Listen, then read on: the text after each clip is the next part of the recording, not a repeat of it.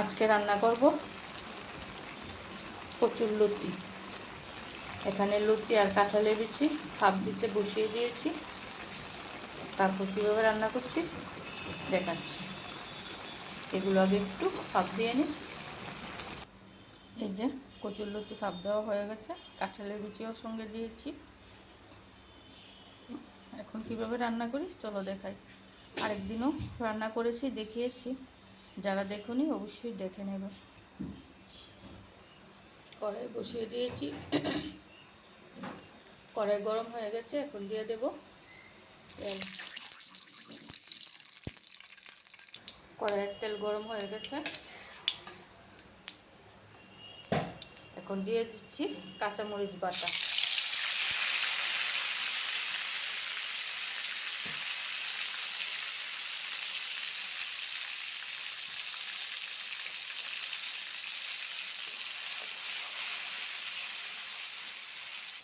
এখানে নিয়ে নিয়েছি রসুন, পেঁয়াজ আর শুটকি পেস্ট করে নিয়েছি।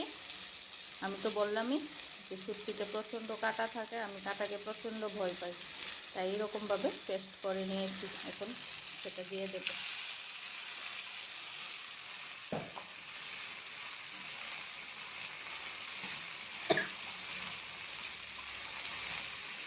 একটু জল দেওয়া বাটিটা দিয়ে দেব।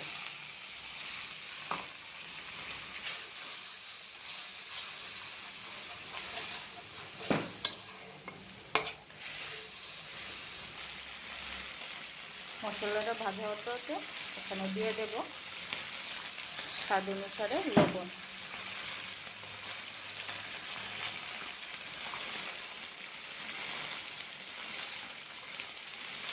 দিয়ে দেব হলুদ গুঁড়ো, দিয়ে মশলাটা ভালো করে ভাজতে হবে।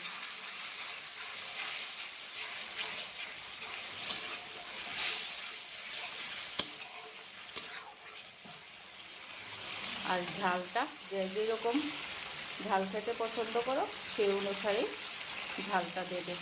আমার কাঁচামরিচগুলো ঝাল একটু কম, তার জন্য একটু বেশি করেই কাঁচামরিচ বাটাটা দিয়েছি।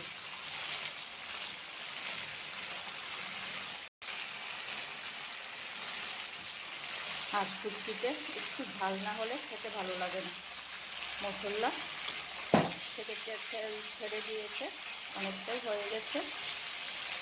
এখন দিয়ে দেব লতি আর কাঁঠালের বিচিগুলো,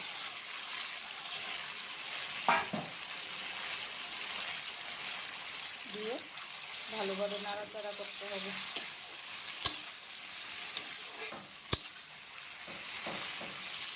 জালটা একদম অল্প আঁচে রেখে এভাবে আস্তে আস্তে ভাজতে হবে। এই যে অনেকটা ভাজি ভাজি হয়ে গেছে শুটকি। এইভাবে একবার বানিয়ে খেয়ে দেখবে, ভীষণ টেস্টি লাগে।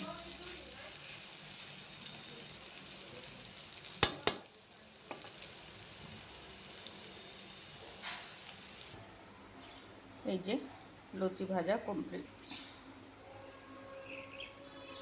লতি ভাজা কমপ্লিট। কীরকম হয়েছে অবশ্যই কমেন্ট করে জানাবে। আর কে কে এরকমভাবে লতি খেতে পছন্দ করো অবশ্যই কমেন্ট করে জানাবে। ভিডিওটা ভালো লাগলে অবশ্যই একটা লাইক কমেন্ট শেয়ার করে দেবে। আর এইরকম ভিডিও দেখতে চাইলে অবশ্যই ফলো করে রাখবে।